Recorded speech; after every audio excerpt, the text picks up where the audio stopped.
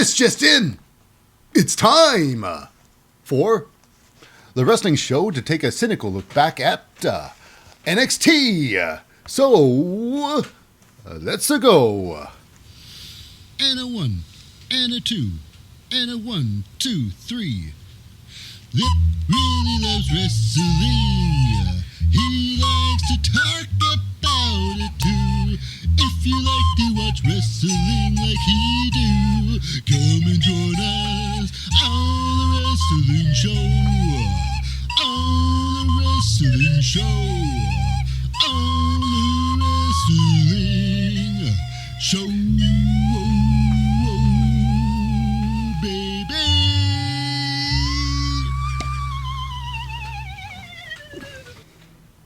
Well, welcome to the Wrestling Show.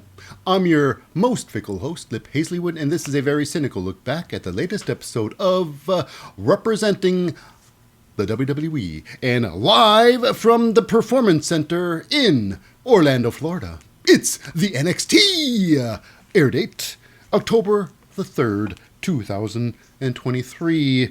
This episode is, of course, the aftermath or the fallout of No Mercy. A lot of things happened at No Mercy. It's true. Every title was on the line. Lay it on the line. It's true. Now, before we dive into the show, just a quick shout out to the non-competitors. They are the mortar that holds the bricks together, which builds the building, which everything is inside.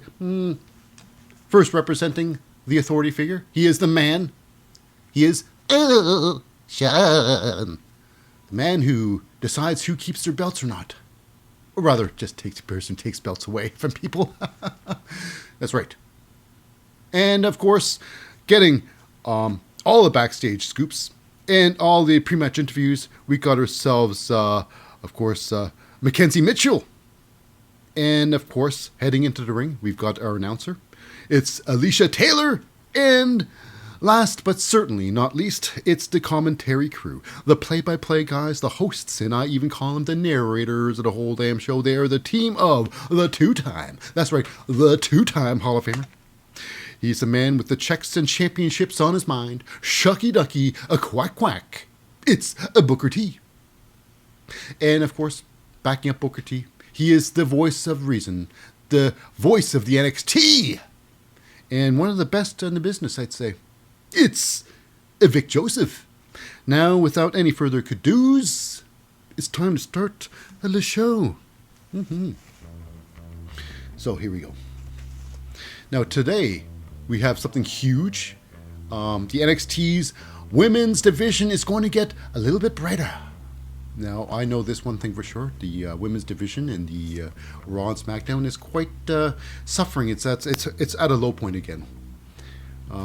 It's tough, but right now, NXT's women's division is exploding once again with a breakout tournament. Who will be breaking out as the next superstar? Last one was Roxanne Perez, and look at her now. Former champion. Anyways, so what about this day? We start their day with our new champion of the NXT. It's Becky Lynch. Now, I can totally understand why Becky Lynch is in the NXT, because the main roster is garbage. The women's main roster in the Raw and SmackDown, they're just bad. It's just bad. Something's going on. The creative team, they're not hungry, or they run out of ideas. I don't know. But Becky Lynch is where the hungry and where the upstarts and where I guess the women's division is taken seriously. So she's down there. I'm hoping that's the way. And Becky Lynch is basically trying to spearhead a movement to push these girls to another level. Now, we come out here. Now, Becky Lynch, she's been injured. They say she's been injured during the match with Tiffany Stratton. But I don't think that's the case. I think she was injured before the match with Tiffany Stratton because she got this big gouge in her arm. I'm thinking when it was a match with Tiffany Stratton, you'd see a whole lot more blood. That was some serious gouging. I mean, that was like a deep wound. Looks like she might have fell on something when she's gardening. She fell on one of those spikes right in her arm. But regardless of how she got it or not, the thing is, Tiffany Stratton is also injured. Now I'm thinking Tiffany Stratton, she put on a banger match of the last one, against when she lost to Becky Lynch for the second time. But I think Becky Lynch is at fault with her injury. I'm assuming this is all assumptions here. Becky Lynch threw Tiffany Stratton with the shopping cart spot. I think that would hit her, but injured her, took her out. Anyways, besides that, let's move on. What's happening on today's episode? And it's Becky Lynch. She's in there and she's talking about she wants to fight. And the next time she's going to be fighting is at Halloween Havoc Week 1. And so she's looking for an opponent there. And lo and behold, hit that music. It's Lyra Valkyria.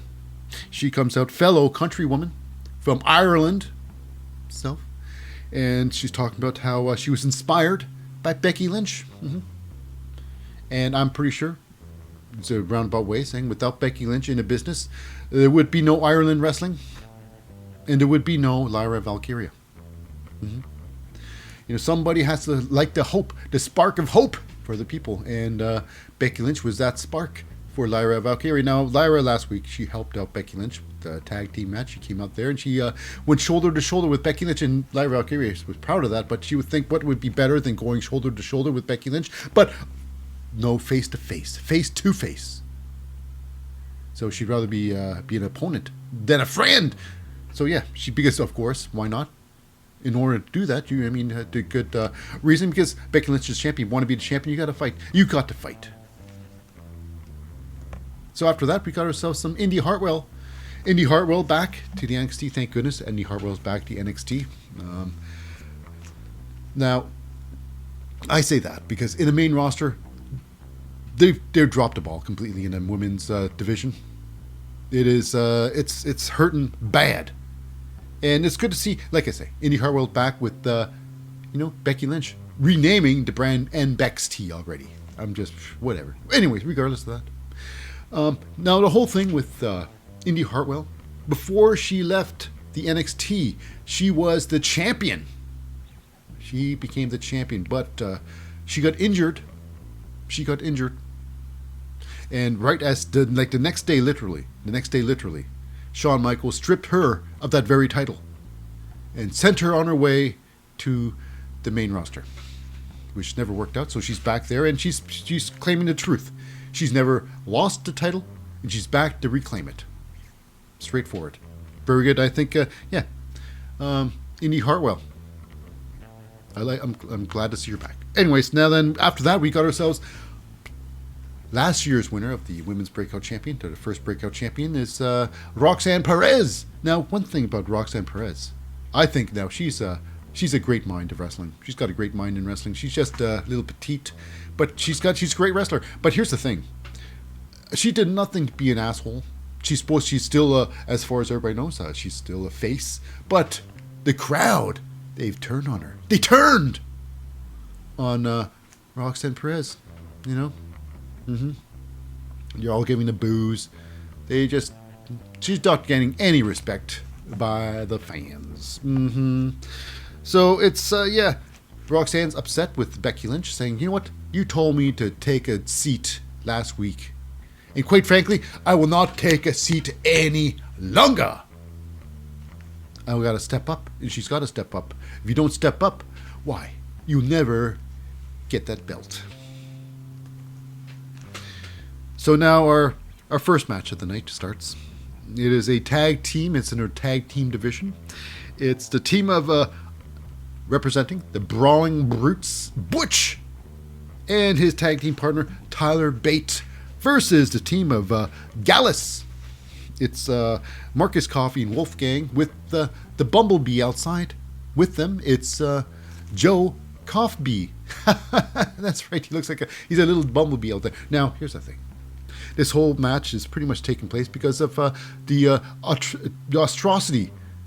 atrocities that happened with Butch. He was going for that Heritage Cup. And then there was Gallus, totally helped out Noam Dar and Meta for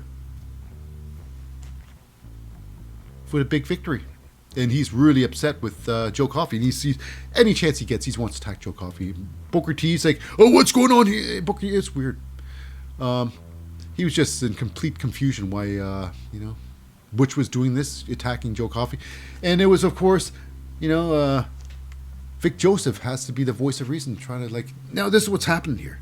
Now, they cost him the Heritage Cup. He's just really, really angry.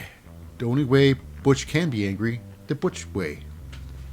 Anyways, enough of their banter outside the ring. He was really nonsensical on the Booker's side. Now it's over. Okay, so what about the match?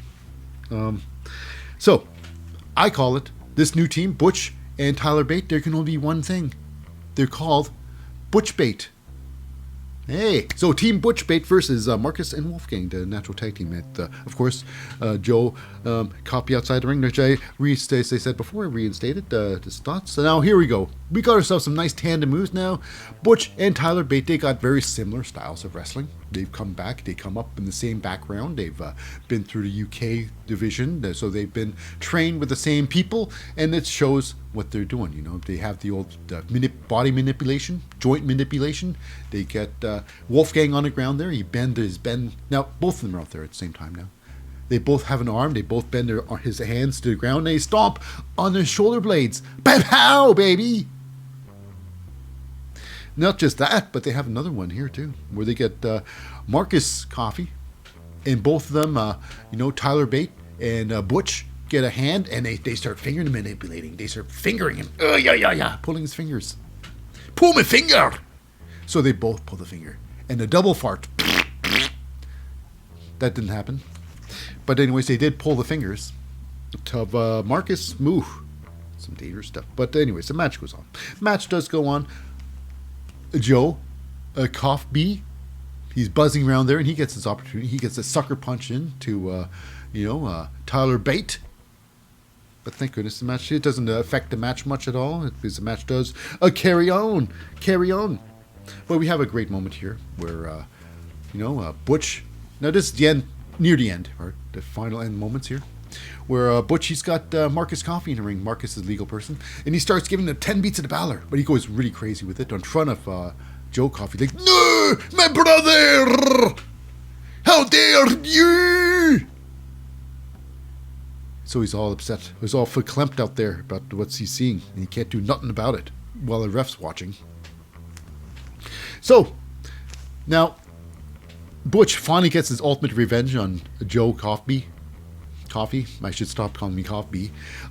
So he slingshots himself over the top rope to give them a high cross body press. But here's where it gets hilarious. Without Joe Coffey out there with his quick hands to catch Butch. Now, if Joe Coffey was just an ass and whatever, he would just pull the old Samoan Joe, the Samoa Joe snub, He would just stand there. If Joe Coffey just stood there, Butch would just splat on at his feet. It would have been hilarious to see. Although it wouldn't be good for anybody's ego. So now here we go. While inside the ring now, we go take it inside the ring. Wolfgang tries to help out some Marcus Coffey in the ring there. He gets caught up. He gets picked up by some, Tyler Bate. He gives him the old helicopter spin, the airplane spin. Wolfgang gets all dizzy, falls outside the ring. Butch takes him out, goes to the second rope. His favorite move, he loves to do it. He's like, Becky Lynch, he's like, got the hustle. I've got the hustle! Gets the second rope there. It's not, Ricochet. Ricochet would go to the top rope and go all out because he's a fearless. But anyways, Butch, second rope, backflip. Takes out some Wolfgang for the time being. He goes back in the ring there. Back to his corner. While Tyler Bate inside the ring does his springboard. Goes off the ropes with his shoulder blades. Very high risk move. If that goes wrong, you're outside. You're outside the ropes. You're outside the ring. Landing on your head. Anyway, so he bounces back. Lariat tags back in Butch. And then while he does that, Tyler Bate, one more tope suicida over the top rope. The most high risk tope suicida out there. This is Ricochet level. Montez Ford level. He crushes down on Wolfgang, taking him out of the match. Inside the match becomes like a 2-on-1. They get Marcus into a double underhook.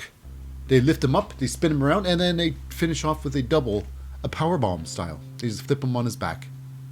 Or they slam him on his back. It's just, I don't know. It's a slam. I guess they could have had a little bit more stall in it, a little more impact, a little more stretch. I don't know. But regardless of style points, they win the match.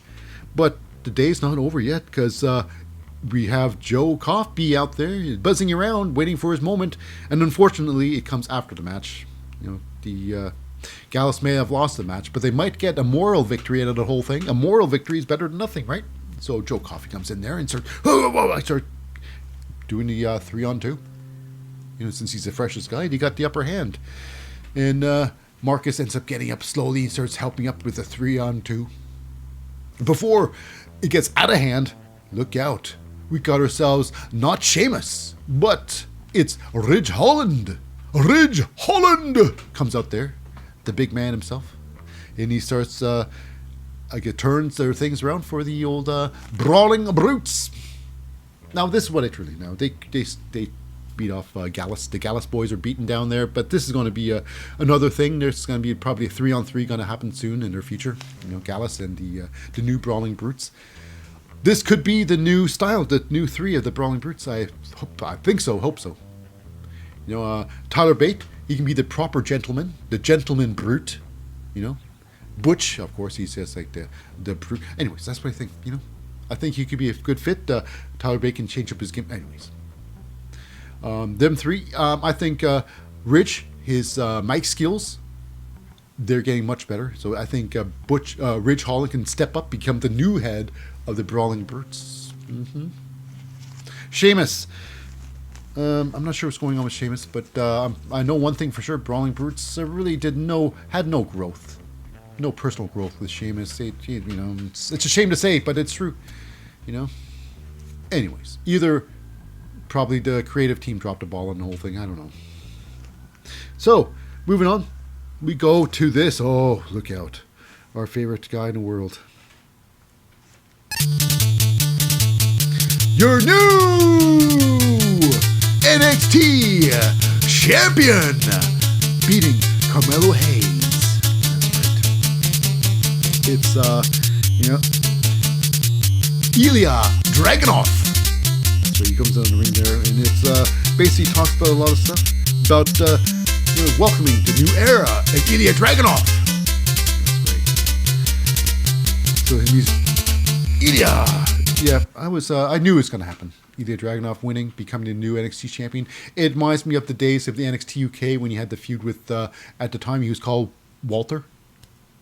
And his determination, he fights back and he becomes a champion. The Rocky story, At first you don't succeed, try again, you will get it. Except he wasn't, he wasn't quite the underdog. He was the underdog in the Walter story. Anyways, it's also this here. I knew that eventually, Ilya Dragunov would win. I always call Ilya Dragunov the gatekeeper of the Federation. So when he was in the NXT, if you can fight Ilya Dragunov and put up a good fight with Ilya Dragunov, you belong there. Same thing with this. If you can fight Ilya Dragunov and have a good competent fight with Ilya Dragunov, you pretty much belong where you are.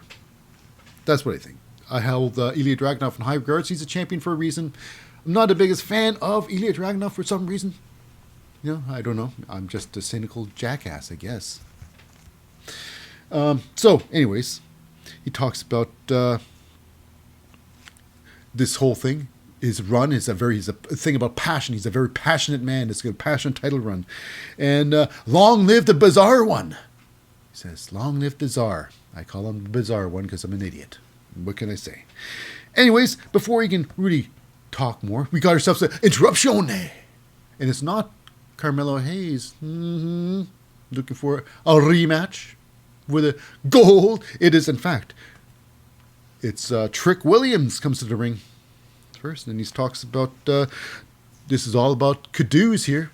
A lot of kudos from Trick Williams to Ilya Dragunov, saying, a lot of respect to Ilya Dragunov for that match he had before that big old, before he won his North American Championship title.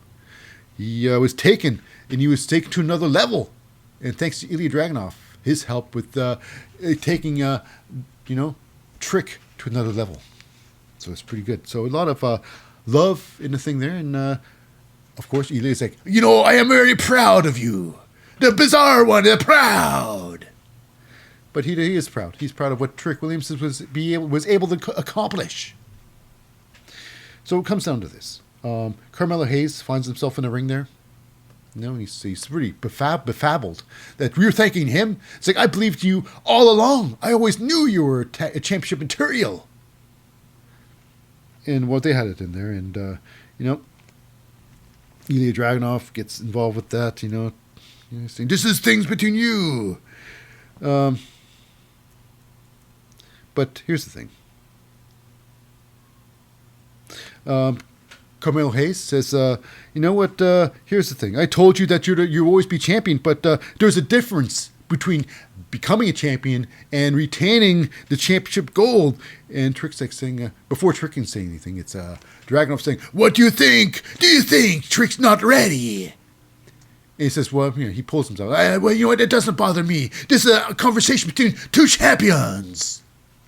So he's like, in your face. But then here's the thing. We got Dominic Mysterio coming into the ring. That's right. Mr. Dominic.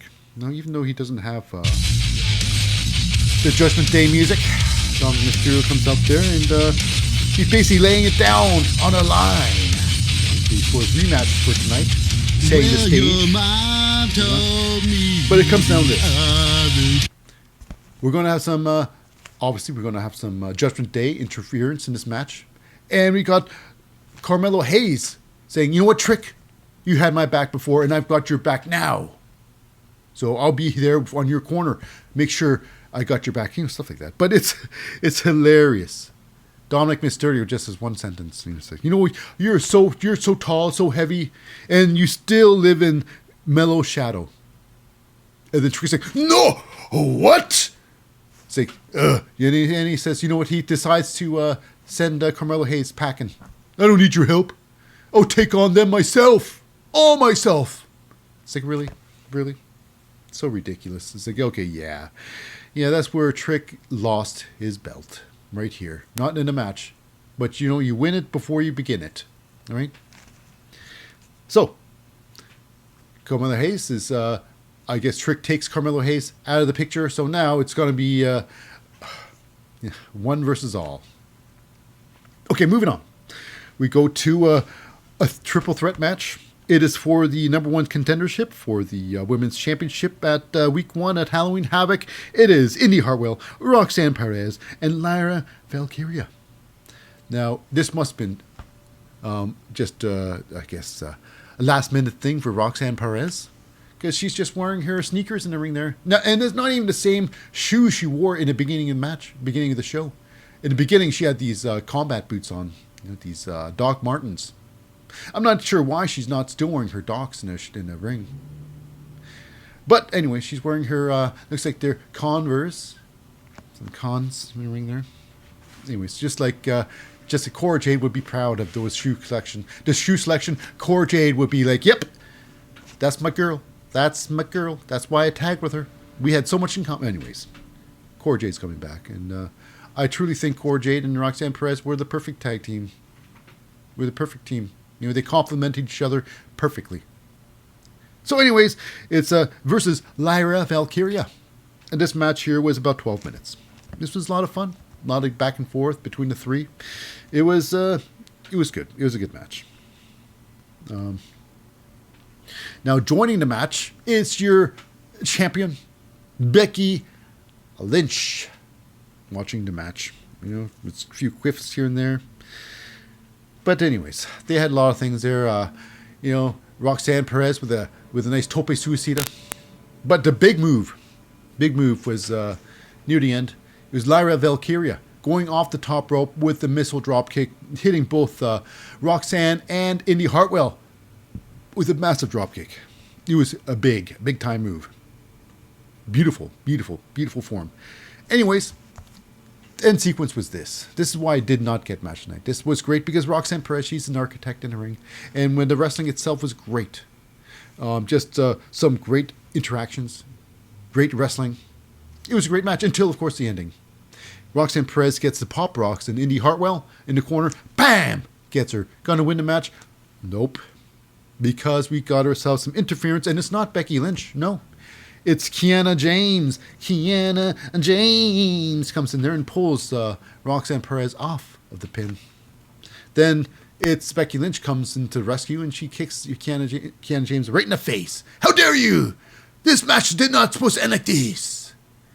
So thank goodness it did, because getting the top rope, taking full advantage of the pop rocks is Lyra Valkyria, and looking like, I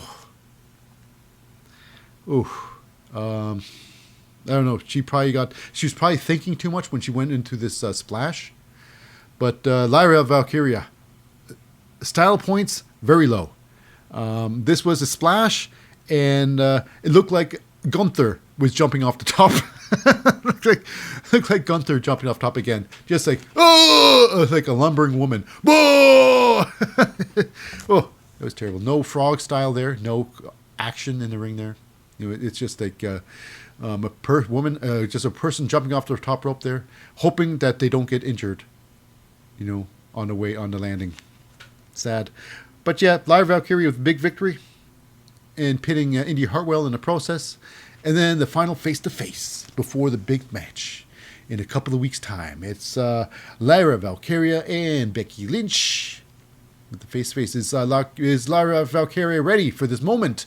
And there's a guy in the audience saying, yes, you are. You are ready. And he said, I think so. I think I'm ready too. Moving on. And before that's over, now, Monday night, this coming Monday, next week, Monday, is going to be a Becky Lynch. She's got to defend her title before Halloween Havoc. And it is against Tegan Knox. It was supposed to happen the other day. But it's going to, because of the big gouge in Becky Lynch's arm, she could not do it. So, yes. So, will Becky Lynch be a champion at Halloween Havoc? I'm pretty sure she will. But will it be a triple threat in Halloween Havoc? I'm thinking yes. I'm thinking something's going to happen next week. It's not going to end properly in Monday Night Raw.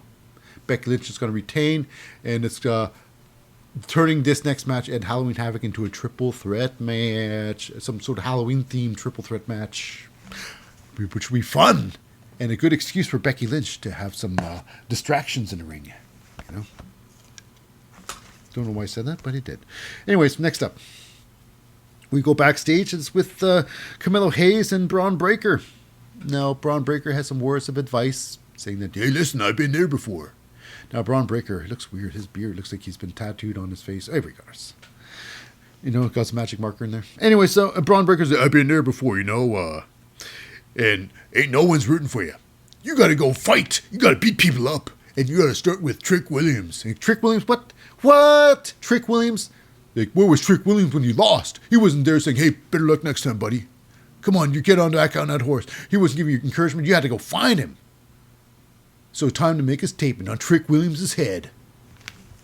And that's coming from Braun Breaker. So take it or leave it, I suppose. And then we go to our next segment there. It's backstage. It's, Ilya Dragunov getting the nameplates officially changed on his title belt. And then it's the burning ship, the Viking funeral, Baron Corbin. He wants nexties. He wants to be the champion. And I'm pretty sure before Baron Corbin gets a match with Ilya Dragunov, he's going to get some warm-up matches to prove that, he could be a possible contender for this belt.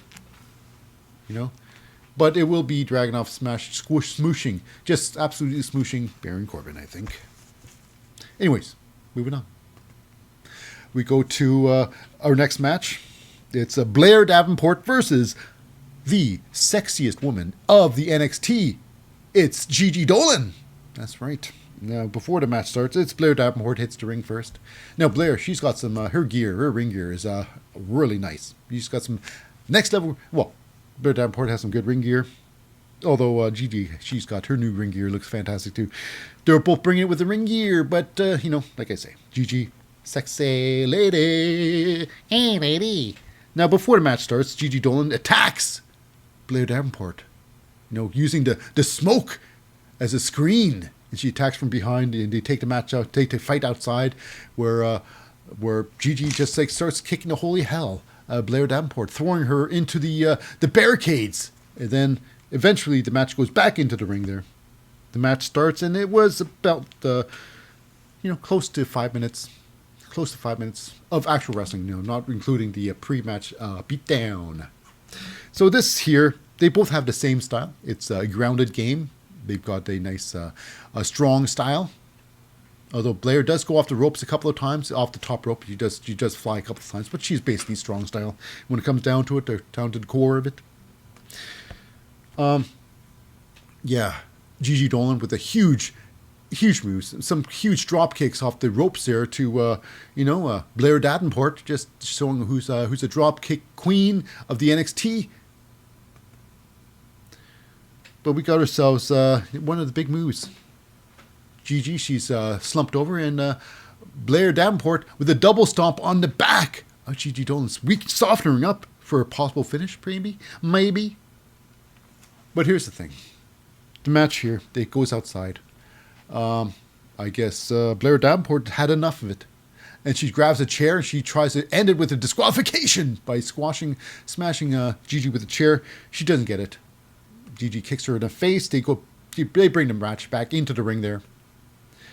And after they squabbled a little bit in the ring there, Gigi Dolan decides herself, like, you know what, forget this too. She goes outside. She brings in that chair, about to whap Blair Davenport with that very chair. But the referee, I'm not sure what happened here, but the referee gets in there. The chair gets dropped. Blair Davenport decides to pick up that very chair and finish it off herself. But, however, the referee grabs that chair before she can do it. It's, Gigi Dolan with the schoolgirl, the sexiest roll-up you will ever see. It's Gigi Dolan rolling up Blair Davenport. That's right, the backwoods. And like whenever you take the roll-up, sexy or not, it's the most embarrassing way to lose, and Blair Davenport is officially have taken it in the rear. So yeah, that's it for Blair and Gigi with a big victory. Mm-hmm. And Blair really mad, and she's not done with this huge feud. So she chokes out the ref. She grabs the ref, but she like pie faces the ref, and she pushes the ref down to the mat there. So you shouldn't be touching the referee. So I would assume there's going to be some quote unquote fines for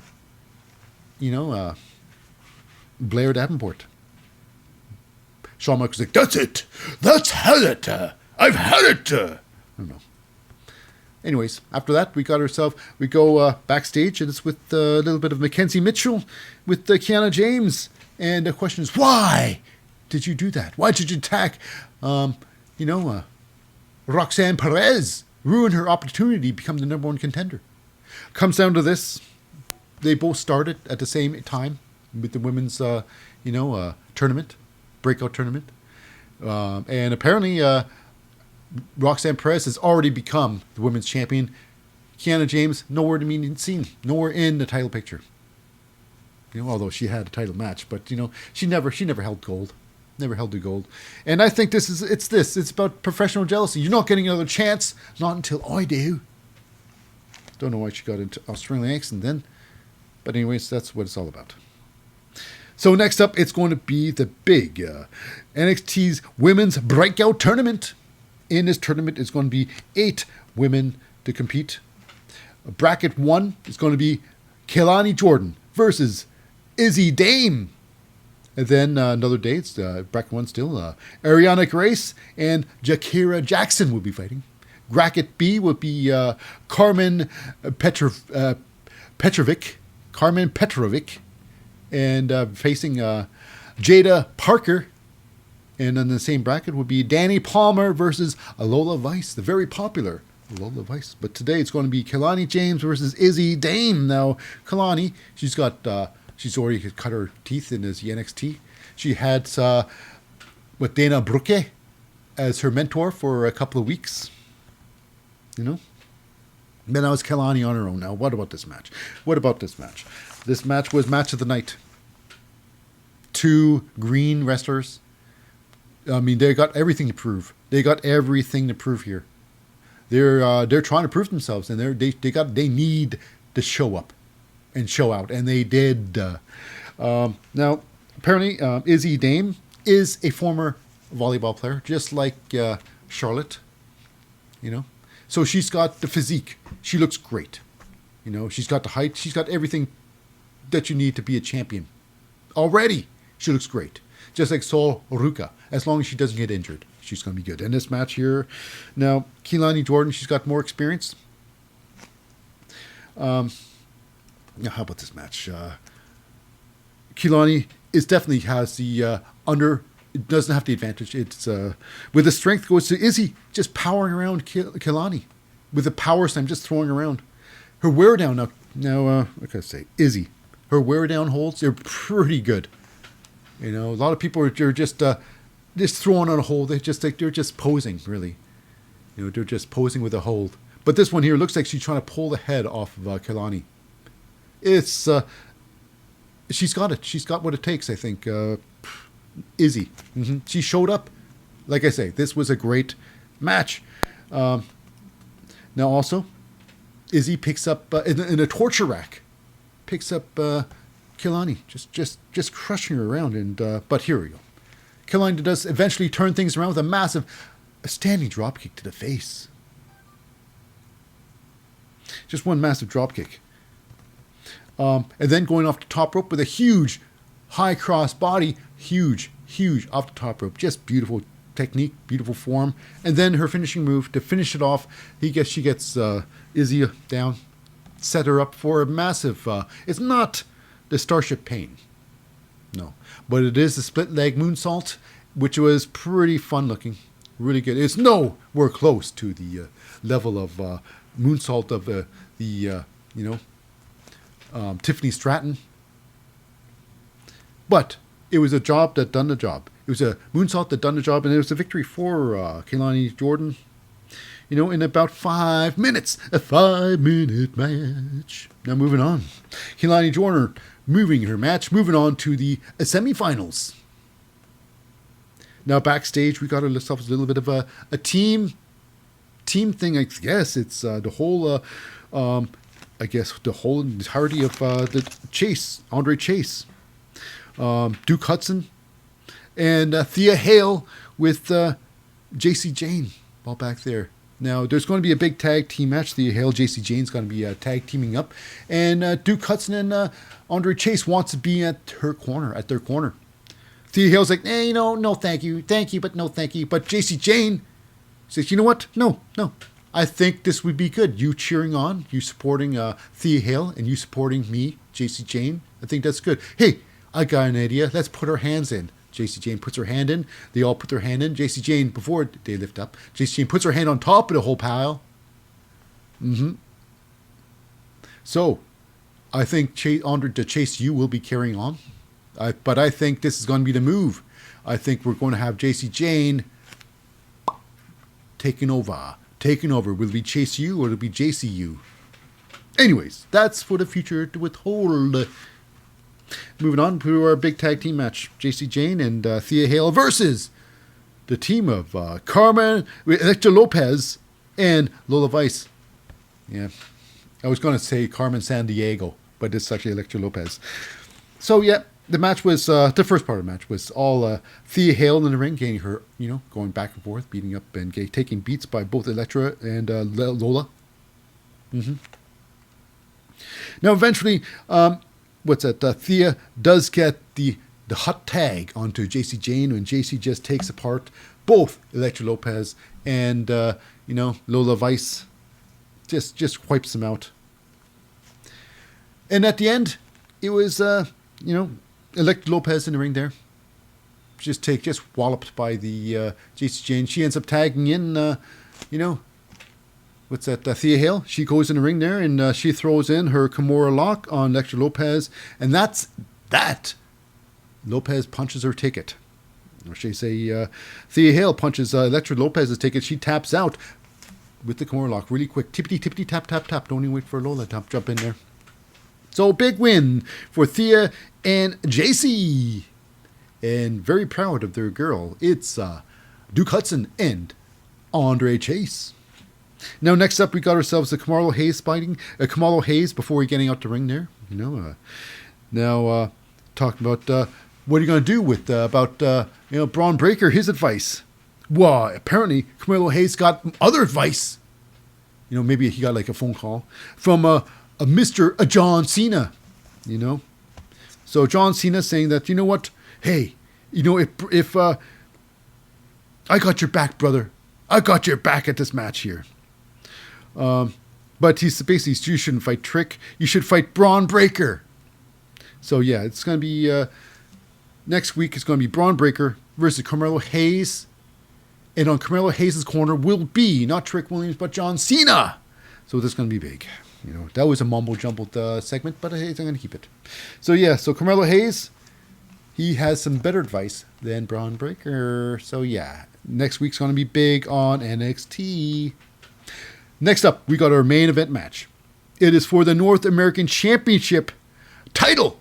It is your reigning and defending champion. Just winning it the other day. It's Trick Williams versus the Judgment Day. That's right. Day that you're never home for. Dominic Mysterio with Rhea Ripley. So I promise her. Dominic Mysterio doesn't use that Judgment Day music. It doesn't matter. I love the Judgment Day music. It's great. So yeah. So with Dominic Mysterio is Rhea Ripley. And with Trick Williams is nobody. Not even, Ilya Dragunov. Because he sent Carmelo Packin. So what about this match?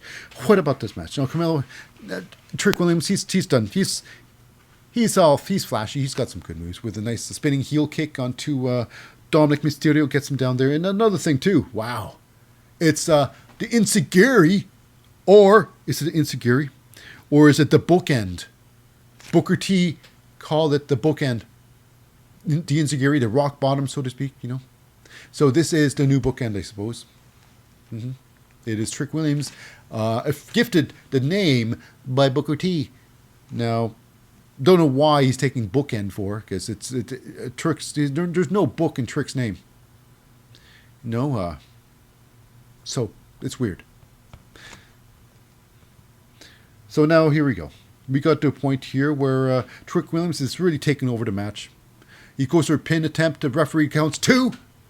And he goes to count, tell the timekeeper area that it's only a 2, don't worry about it. And that's where things will go upside down for the match. Rhea Ripley throws in the title belt.